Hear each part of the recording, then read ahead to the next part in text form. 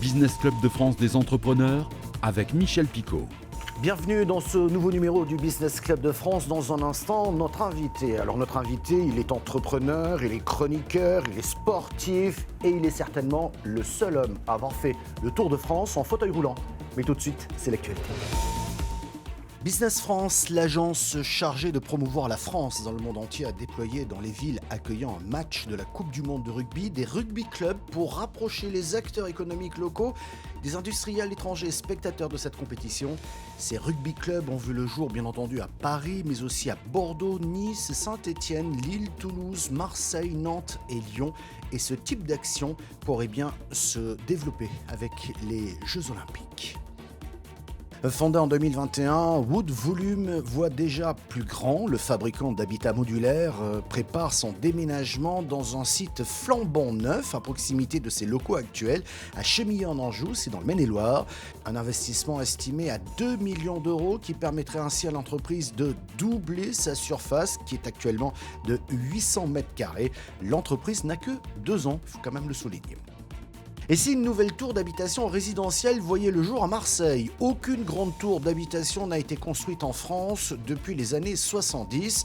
Ce gratte-ciel pourrait voir le jour dans le quartier d'affaires de la Joliette, 30 étages, une cinquantaine d'appartements gérés par le promoteur Constructa. Et si tout se passe normalement, les travaux débuteront à l'été prochain pour une livraison en 2027. Coût de l'opération, 70 millions d'euros. Notre invité aujourd'hui depuis Tarbes, Édouard Détré. Bonjour Édouard. Bonjour Michel. Alors Édouard, vous êtes entrepreneur, conférencier, ambassadeur de l'excellence française, chroniqueur TV, politique aussi, sportif et certainement le seul homme à avoir fait le Tour de France en fauteuil roulant. Qui êtes-vous ? Je dirais que j'ai été et je suis un peu de tout ça. Je dirais que je suis un peu un homme multicasquette. Et c'est vrai que j'ai vécu beaucoup d'expériences qui étaient différentes, qui m'ont permis aussi de porter des messages à chaque fois différents suivant les expériences que j'ai pu vivre. Et le moteur pour moi, ça a toujours été finalement de montrer finalement aux yeux des autres la différence, parce qu'on est tous différents, et que de cette différence, on peut en faire quelque chose avec de la volonté. Alors, je dois rappeler à nos téléspectateurs et nos auditeurs que vous avez des difficultés pour marcher. La plupart du temps, vous vous déplacez en fauteuil roulant. Pardon pour la question, mais qu'est-ce qui vous fait avancer dans toutes ces activités professionnelles ? Et j'ajouterais, pour se parler franchement, est-ce qu'il faut en faire plus pour mener autant d'affaires lorsqu'on est handicapé ? Alors oui, juste un petit rappel de chiffres, mais le handicap, ou en tout cas les personnes différentes, représentent 12 millions de personnes en France, un peu plus de 80 millions à l'échelle européenne, donc c'est une population qui est importante, mais je dirais que mon moteur finalement est ce qui me permet d'oser et d'entreprendre des choses différentes. Euh, c'est peut-être un peu banal ce que je vais dire, mais je pense qu'on regrette souvent les choses que l'on n'a pas faites. On peut se tromper, mais se tromper, finalement, c'est aussi apprendre des choses de soi. Et c'est comme ça, finalement, qu'on devient meilleur et qu'on arrive par ricochet à aller d'aventure en aventure. Dans votre tempérament, il y a aussi le côté sportif qui vous booste, non ? Il y a le côté sportif, il y a aussi, je dirais, l'entourage. Moi, j'ai aussi la chance d'être très bien entouré par une famille aussi qui m'a toujours poussé vers le haut, qui m'a toujours finalement dit, ben voilà, tu as un handicap, mais finalement, bats-toi. Et finalement, dès le plus jeune âge aussi, je me suis aperçu que j'étais quelqu'un de différent et que pour arriver à ce que je voulais faire, à ce que je voulais concrétiser, il fallait que je me batte. Et donc finalement, j'ai gardé finalement ce côté en moi de quelqu'un de combatif. Alors, c'est pas tous les jours facile, mais je pense qu'effectivement, tout ça, c'est venu dès le plus jeune âge. Voilà. Et ça s'est accentué au fur et à mesure aussi de la vie et des expériences. On va parler de votre carrière, pas très longue, mais enfin vous avez été entrepreneur dans un instant, mais j'ai le sentiment qu'avec cette différence, c'est un mot que vous utilisez souvent, les personnes différentes doivent se surpasser en permanence. De toute façon, c'est souvent ça.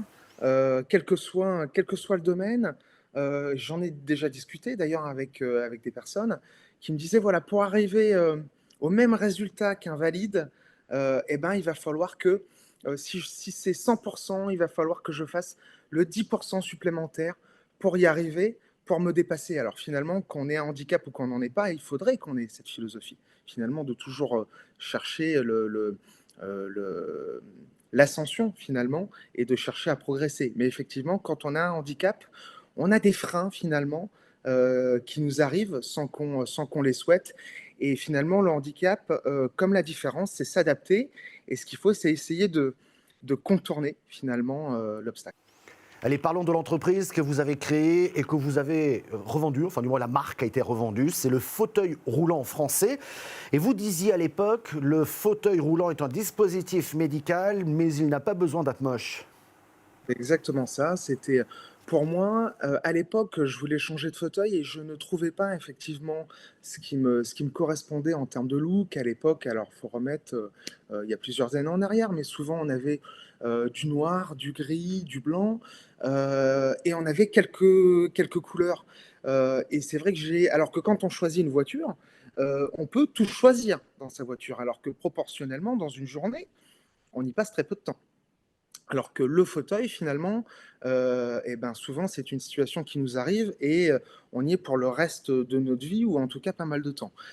Et là l'objectif c'était de dire: «Voilà, je j'ai mon handicap, mais je peux finalement me sentir bien aussi, en fauteuil». C'est aussi, je pense, tout un côté de confiance en soi, derrière et donc c'est vrai que j'ai vu beaucoup plus le fauteuil comme un accessoire de mode et comme un prolongement aussi de sa personnalité. Je pense que quand on choisit quelque chose, il faut que ça nous ressemble et j'ai voulu faire ça finalement avec le fauteuil roulant.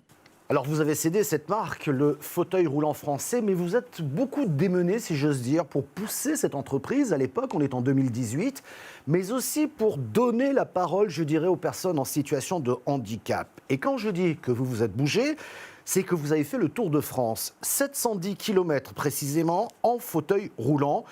Que vous a apporté cette aventure hors du commun? Oui, l'objectif en fait, il était, quand j'ai démarré en fait, ce périple, c'était d'envoyer un message à toutes les personnes qui m'avaient fait confiance, les partenaires avec qui je travaillais, les personnes handicapées, qui s'étaient fournies, avec le fauteuil roulant français. C'était de leur dire: «Voilà, je connais une situation aujourd'hui de je souhaite passer finalement d'une étape, j'allais dire artisanale, même si on avait toutes les homologations produits, à une étape beaucoup plus industrielle et je fais ce périple pour que, heu, vous puissiez voir que finalement je me bouge et que je ne reste pas les bras croisés. Donc c'était aussi un message de confiance envers toutes ces personnes-là. Et, je ne pensais pas qu'il y aurait cet écho finalement sans précédent avec toutes les personnes que j'ai pu rencontrer. Et c'est vrai que ça a été une aventure humaine, Michel, extraordinaire. Et cela vous a apporté aussi du business, sans parler de cette rencontre avec le président de la République, Emmanuel Macron. Effectivement, l'arrivée était triomphale, mais c'est pareil, sur ce point, quand on a démarré, il fallait finalement un départ, il fallait une ligne d'arrivée.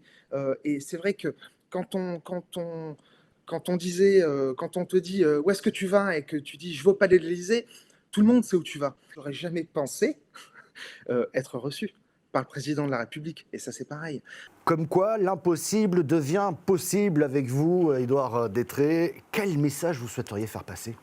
Le message que je veux faire passer finalement, c'est de dire Heu, on que, la vie elle est pas, la vie c'est pas un long fleuve tranquille. Il y a des remous, il y a des choses qui nous arrivent, mais que finalement, au fur et à mesure de de de ce qui nous arrive, des rencontres qu'on peut faire, des choses qui sont, positives, des choses qui sont plus difficiles, on a toujours la possibilité finalement de recommencer, de muer de peau finalement et rien n'est acquis et parfois on est dans une situation de difficulté, on se dit: «Mais j'y arriverai pas hein, et j'ai mon handicap et j'ai ma difficulté et donc j'arriverai jamais à» et au final, bah, c'est de pouvoir changer son logiciel de pensée, de faire un peu une mise à jour comme sur un ordinateur et de dire, «Voilà, maintenant c'est le premier jour, du commencement de ce que je souhaite faire et je vais essayer de...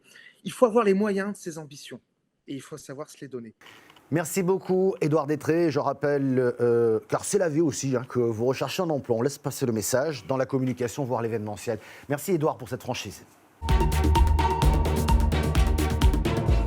Oridev est un bureau d'études spécialisé dans le béton. La clientèle de l'entreprise est internationale. Créée à Esther Technopole à Limoges, la société a décidé de rester sur le site du parc technologique.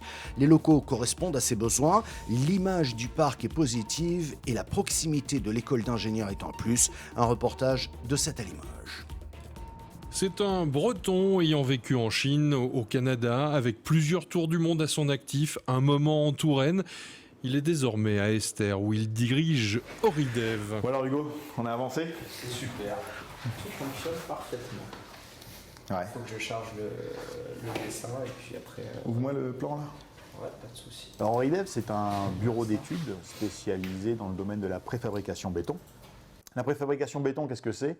C'est la réalisation d'éléments en béton réalisés en usine, à contrario de tout ce que l'on peut faire in situ sur les chantiers. Donc notre spécialisation, c'est travailler autour du domaine du béton. C'est la réalisation de coffrages, de moules pour la réalisation de pièces béton, mais également la réflexion et le développement d'éléments qui vont permettre la fixation de gros éléments béton entre eux. Le béton, c'est la première matière première du monde. C'est la matière première qui est la plus utilisée. Certes, le béton en lui-même est un élément qui peut générer de la pollution. Mais ce béton évolue. Aujourd'hui, on essaye de faire des bétons qui sont de plus en plus décarbonés, donc qui ont une empreinte carbone réduite, mais qui vont permettre tout de même de réaliser des éléments de structure à faible coût, produits rapidement et avec une résistance qui n'a pas son pareil avec d'autres matériaux. Au cœur de la Technopole, le bureau d'études travaille simultanément sur différents projets présentés par une clientèle internationale. C'est un nouveau projet de réalisation de parements, imitation pierre, mais réalisé en béton. C'est-à-dire qu'avec un seul moule, on va être capable de produire des milliers de pièces qui ont la même forme et à un coût réduit. Alors on va aller voir à l'atelier justement. Combien de temps normalement entre le coulage et le démoulage de la pièce ? Alors ça dépend de la taille de la pièce, ça dépend du type de béton qu'on va utiliser. Pour des pièces de grande dimension, il va nous falloir 24 heures de séchage. Pour des pièces de petite dimension, et parce qu'on est capable d'améliorer le béton, on peut produire une pièce toutes les 6 heures avec un seul moule. Merci beaucoup de nous avoir suivis dans ce numéro du Business Club de France qui est disponible en replay vidéo sur le site internet de votre télévision. On est également disponible en audio, c'est du podcast, mais également sur quelques radios. Merci de votre fidélité et à la semaine prochaine.